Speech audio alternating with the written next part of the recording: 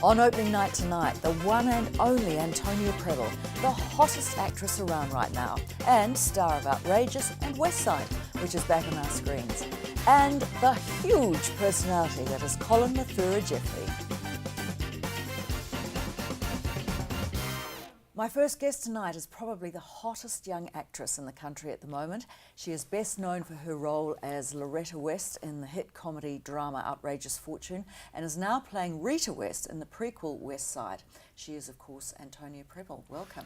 Thank you. It's a lovely introduction. Well, I wrote it myself. Oh, wow, Louise. No, it's fantastic to see you, and it's such a gorgeous dress. We were commenting on that before. Oh, thank you. This is, yes, the wonderful Kate Sylvester. It's absolutely gorgeous. You yeah, look lovely. Thank you very much. Very fresh and spring-like, even though it's freezing I outside. know. Sometimes in the middle of winter, just putting on a nice summery frock can really make you can make yourself feel a lot better about things, I find. You certainly can. Listen, I was reading a bit about you, and I hope it's not crap because it was sort of from Wikipedia? Yeah, Wikipedia.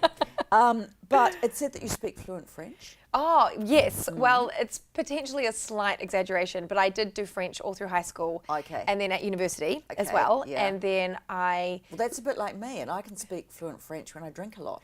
it's funny, isn't it? It just sort of comes out. And Absolutely, it just flows out. yeah. And I No, did. you're obviously better than me, so. Well, I just don't know. I love it. Yes. And when I was studying it, I would go to the Alliance Française in Great North Road every Saturday morning, and because I was studying correspondence school through Massey University, so I needed every opportunity I could to have conversation class, and I just adored it. And I have lost a lot of it now, but what I would really love is for someone to hire me and I had to play someone who was either French or could speak French, and that would trigger me into getting it right back to the top of my brain. Okay, well, anybody listening to this, watching this, this is what she wants. This is what I want. And you were prox mea at school. I was. So you you're have no done dummy. research. You're no dummy. And you went and did your BA and changed to linguistics, but you were going to do law. Is that right? Yeah, so I started a double degree doing an arts degree and a law degree at Victoria. And then I got Outrageous Fortune. Oh, is that right? No, I actually was going to stop law anyway. I did the first year of law and just thought it actually wasn't quite for me. I come from a family of lawyers, and so it was sort of, to go into the family trade. But at the end of the first year, I just thought, oh, actually, no, I don't think I will probably get much use out of this. So I just switched to an arts degree doing English literature and psychology were my majors at that time. And then I got Outrageous Fortune, and so I had to move to Auckland and change to Massey University so I could study by correspondence. And I thought at that time that psychology was possibly a slightly more tricky subject to study extramurally because it's there's such a practical component to it. So then I changed just to English literature, and then they don't have a minor system, but if French was sort of ostensibly my minor. Yeah. Wow. Okay. Cool. So how old were you when you got Outrageous then? 20. Okay. Yeah. Right. Well, why I sort of talked to you about your education is that I sort of have a bit of a theory that the brightest people and the hardest working academically are usually the best actors. Really? Yeah, I just feel it's just the people I've met and I've interviewed, they have a great work ethic. Yeah. They're deep thinkers, Yeah. and I don't know. I just sort of have that view, and Yeah. and usually a lot of it is the work ethic, I think. Yeah. Yeah, no, that's an interesting comment, and I definitely have the work ethic in me. I was prox mea but I think a lot of it is just because I did work really hard at school, and I don't know. I think you can definitely learn a work ethic, but I think I'm quite fortunate in that I just sort of have it in me to work hard and try my best all the time. So when you were at uni and then you got Outrageous, you obviously hadn't been to drama school. So No. I mean, how did you fall into it? Well, I have wanted to be an actress for literally as long as I can remember, from when I was 3, when I started having memories. Yeah. I've just known that this is something I really wanted to pursue. And I was quite lucky that I started acting professionally when I was 12. I got my first role on a TV show and then was acting pretty consistently throughout my teen years. And then it did get to a point where I was thinking I should probably go to drama school, and that would be a really useful thing for me to do. And then it just sort of didn't happen. The timing was never quite right. So I just never auditioned. And then I got Outrageous Fortune. And when you're around, 18, 19, 20, that often is the time that you go to drama school. So, Well, you haven't needed it. yeah, it's interesting. I really have felt, historically anyway, quite keenly the lack of training because, Okay. yeah, particularly on Outrageous Fortune when, before that the stuff I'd done was aimed at children, and the general tenor of the subject matter that we were dealing with was, for kids. And suddenly when I was on Outrageous, I was working at what really had to be a much higher standard and really adult complex issues. And then I did start to feel, oh, I wish I had some training to fall back on, because I had no skills, meaning I had my intuition and my instincts, but no technical understanding or nothing really in my toolbox to help me if I didn't know how to do a particular thing. But did a director actually say that to you, or did you just feel that? Yeah, it was what. Did you ask the directors how did you cope with that? Well, I would go over to Robin Malcolm's house, and she would. What do I do? Yeah, How do I do this? How do I do this? And she was great. And I'm talking really basic stuff that I had no idea about, like what's your intention in a scene? What are your obstacles in a scene?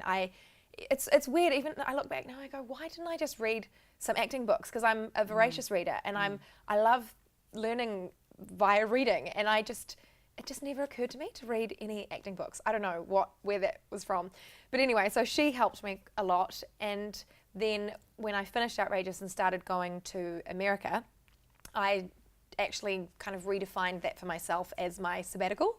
So I studied pretty much full time with lots of different teachers for Okay. a couple of months at a time in LA, which was invaluable. Yeah. Yeah.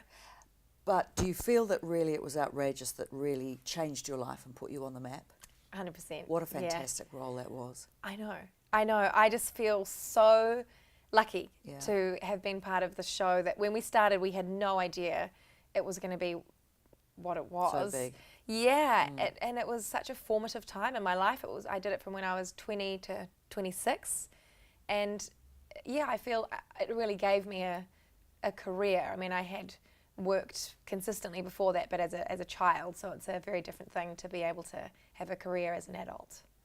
What's it like? You're now on West Side. What's it like playing two different characters in the same family? Yeah, it's something I never thought I'd do, really.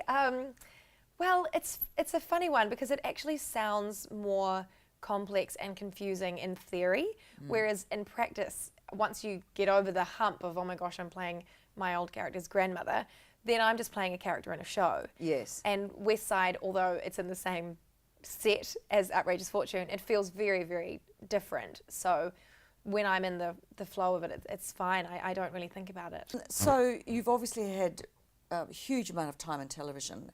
Have you done much theatre? I have done a little bit of theatre, definitely predominantly more screen stuff. My first ever job was a theatre show called The Magical Kingdom of Thingamajig. Oh, it was a hit. Went straight to Broadway after the Wellington Repertory Theatre. I bet, yeah. And I was about 9, and I played a thingamy, and we were all called things like E, things like that. So I was probably E or something. And I can't remember any of the plot other than I wore brightly coloured costumes. And then I did a few more sort of musicals and operas when I was a kid, just because I wanted to get involved with anything and everything. And then as an adult, the first professional play I did was She Stoops to Conquer with Auckland Theatre Company, and that would have been about, oh my gosh, probably almost 10 years ago now. And then I've done the Vagina Monologues Yes. and the Glass Menagerie. When you say you felt slightly insecure about not having the tools of the trade in terms of from drama school, I would have thought that you would feel perhaps more vulnerable on stage with that than on screen. Is that the case or not? I felt vulnerable both you? places, but definitely, I guess I felt vulnerable for different reasons. But yes, the physical training, the vocal training was something that I didn't know about. So luckily, when I was in the rehearsal process for She Stoops to Conquer, it came relatively naturally to me, which was, and I had been on stage before, but I guess I doubted myself until I had the experience of going, actually, no, I can do this. And I was very lucky that in She Soups to Conquer was Ellie Smith. I don't know if you've ever Yes, met yes. her, but she's been I've known her since I was 12, and she was a wonderful mentor to me for many, many years, and she was playing my stepmother, I think, in that, Okay. and so it was great. I had my buddy, and she'd tell me, no, maybe don't do that, and try to, focus on this. And Well, you're lucky because you've had some great advice and great mentors in your career, and Yeah. you've taken that on board. I mean, some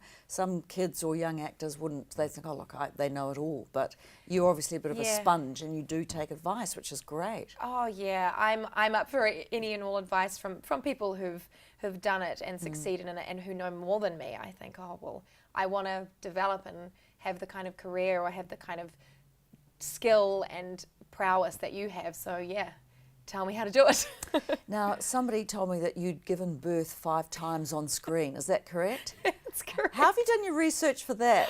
Oh my gosh. Well, the first time was when I was 14 on a TV show called The Tribe, which almost meant that my parents didn't let me do the show because they felt Really? it was not appropriate content Okay. for me to be part of. But eventually, after consultation with the producers, they said, okay, I could do it.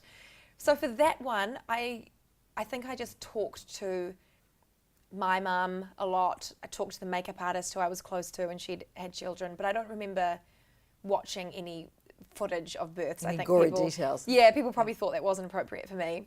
But when I gave birth on Outrageous Fortune, I watched a lot of footage, and I guess there was just more out there on the Yeah. on the internet. Whereas, when was the internet? The Tribe was 1998. God, that's a good Was there the question. internet then? Maybe there wasn't even. 1998. I'm not sure, actually. Because I don't remember having that available Right. to me. But anyway, by the time Outrageous Fortune rolled around, there Yeah. was the internet. Yeah. Because that was in about 2007 or 8. And it's surprising how many people upload their own birth videos Ooh.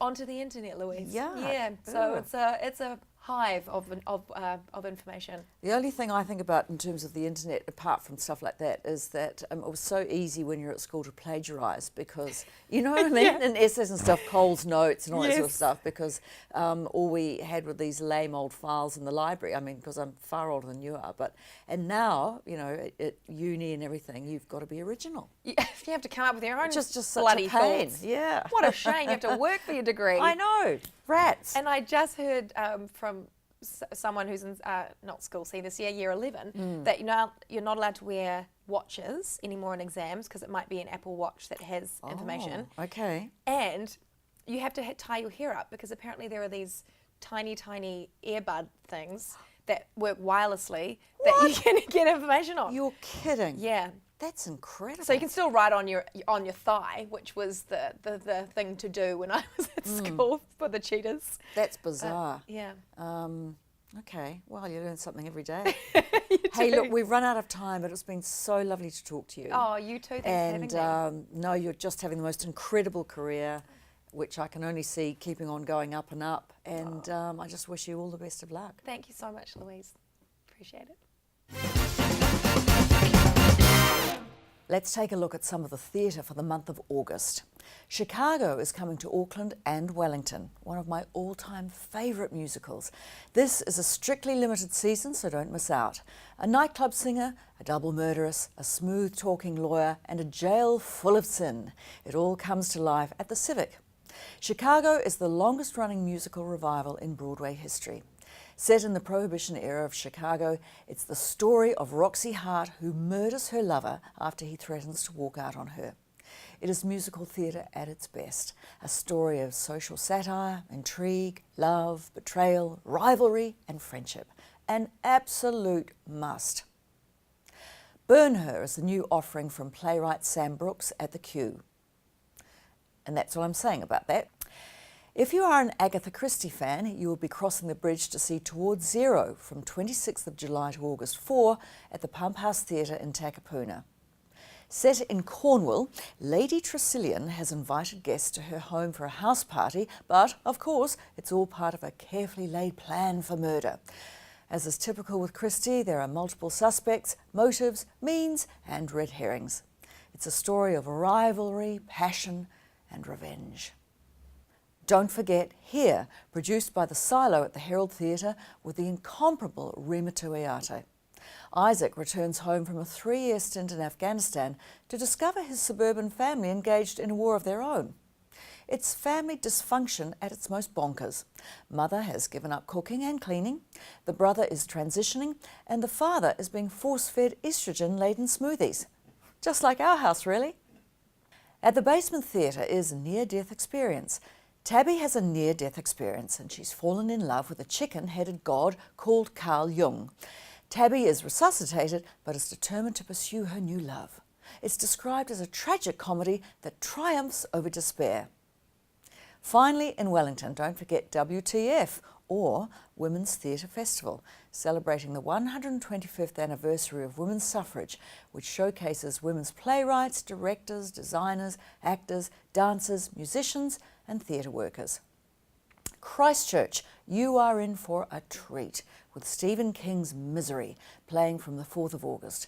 It's a psychological horror thriller about the story of a quaint obsession turning into a living nightmare. My final guest tonight is model, socialite, actor, presenter, ambassador, Colin Mathura-Jeffrey. Such a pleasure to be here. Oh, it's so fantastic to have you, particularly as you've turned down the champagne lady. And brought my own champagne. I know, thank you so Amersfield. much. Beautiful. Support a New Zealand brand. Of course, absolutely delicious. Now, yum. People might say, well, they didn't know you were an actor, and why are you on the show? Well, we met, really, at an opening night, didn't we?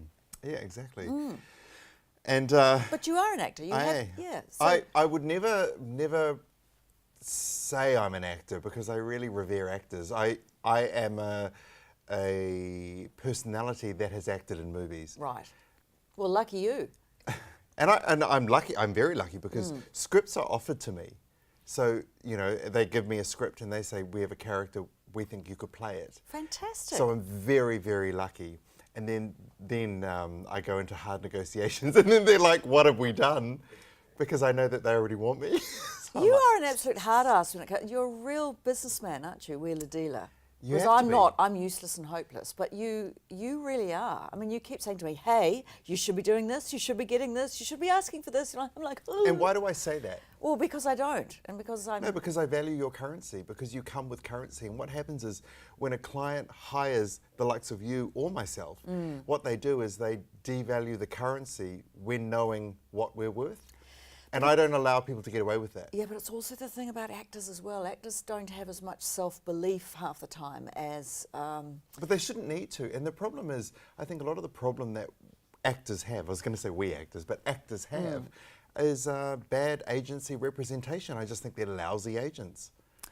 I Yes, dare to say well, it. I dare to challenge anyone. You do dare to say that. I mean, I would never I would say face that. off. I would face off with any agent. Oh, you'd be an amazing agent. But you're probably full-time being an agent for yourself. Exactly. So don't bother with anyone else. Well, I care for other people because I believe the stronger platform I stand on, the stronger platform we all stand on. Well, that's right. And people don't get that. People think that it's the best thing that we can ever do is undermine each other. It doesn't. Destabilizes everything. If I'm on a strong currency and I value your currency, I'll say, hi, Louise, but it'll cost you. Well, I suppose that's the whole thing behind the whole equity thing as well for actors, isn't it? That often actors in this country have not been paid what they deserve. They've not been paid residuals. And anywhere else in the world, I question wouldn't all of that. work. I go, why does that happen? Why is and people just roll over and sign here, sign there, and I go, what am I signing? I don't understand. Why can't I get a slice of the pie? Yeah. Well. Or two. Now, you go to a lot of parties, don't you? I get invited to all of them. You do. Don't you get sick of it? No, I don't. And I don't go to all of them. I just get invited to them. But I pick and choose because it's business. So I go always with business in mind because I always challenge myself to know why I'm there, who I can meet, who's worthwhile to actually get to know and have a lot of fun. And besides that, I'll go to an event because I'm interested or because my friends are hosting. Why do you think people want you at their events? other than the fact that, you know, you're stunningly good looking and you're dressed beautifully and you've got a great personality. But I mean, there's a lot of people Isn't that like enough? that. Well, yeah. Isn't that actually, enough? as I'm saying that, I'm thinking, you know what? I think, yeah, that is quite a good reason. I think I'm quite famous, I've heard, for bringing the right people to a party. So I'll get Okay. invited to a party and I'll go, you know what, I know some other people that should go, because I'm quite happy to be a bridesmaid to someone else's success in an event. So I'll say, you know, you should meet these people. And Well, that's great. That's pretty magnanimous because there aren't that many people who are like that, actually. I'm confident in my own self. I'm like a tampon commercial. Right. I did a tampon commercial. I did in Australia. Yeah. That was my first sort of claim to fame in TV over there. Really? Wow. Funny you should say that. See, we just connect. All you know? the time. How did you get into modelling? I was discovered on the first day of university. Were you? So At Auckland? I was walking up Queen Street and with my sister, who's extremely beautiful, and her friend Emma, who's also a very beautiful young lady back then. And, oh no, no, back then. Yeah. I haven't seen her now. Yeah. Hope she's not watching. And 2 Americans approached me and said, would I consider modelling? And then after that, I just kept getting asked. I think they were looking for the new wave of models, which was in 1991, very ethnic. They were looking for more exotic as opposed to the sort of military Eurocentric look. That So was in the 80s. Indianness and the exotic, it's obviously helped. 28 years later, I'm still working. Yeah. It was amazing, bankable, and I just instantly sent overseas. I was making such good money that I said to my parents, I'm going to leave university and I'm going to be a full-time model. And my parents, I expected them, maybe a part of me hoped that they would say, you will stay at university. They said, good. Really?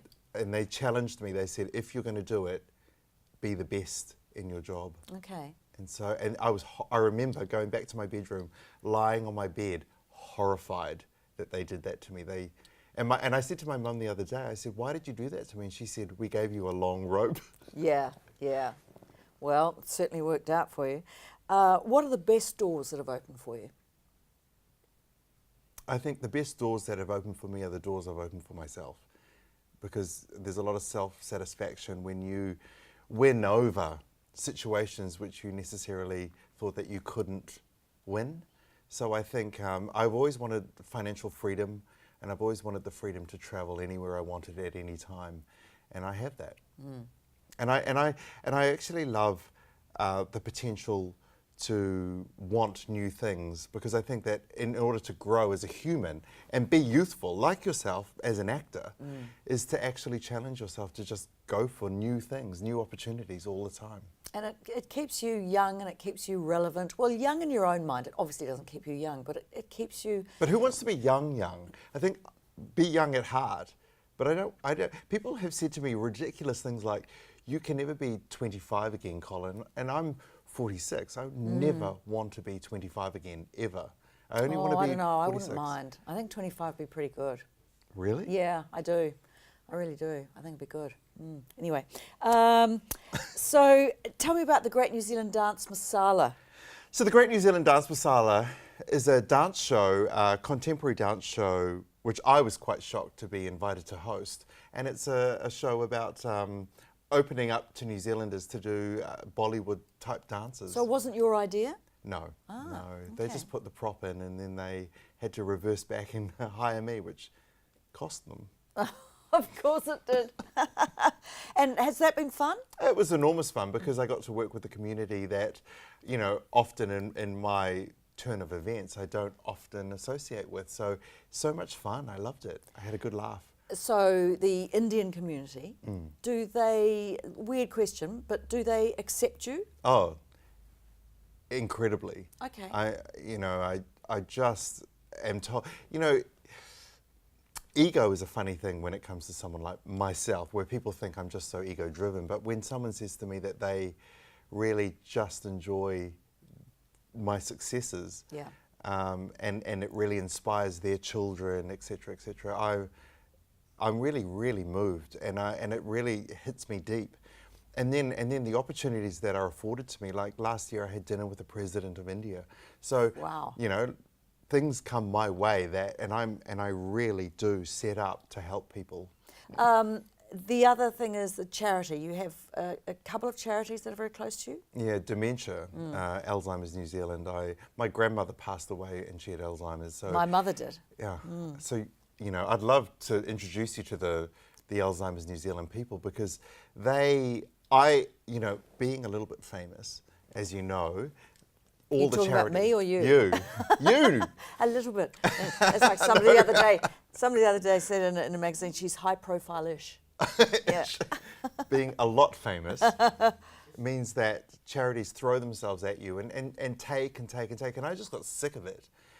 And I said to a PR person, I said, my grandmother passed away of dementia. I don't see any Alzheimer's out there. Can we find them? And we found them, and we've really lifted their game. Not enough. I think that they need to expand a lot on themselves, and I tell them that.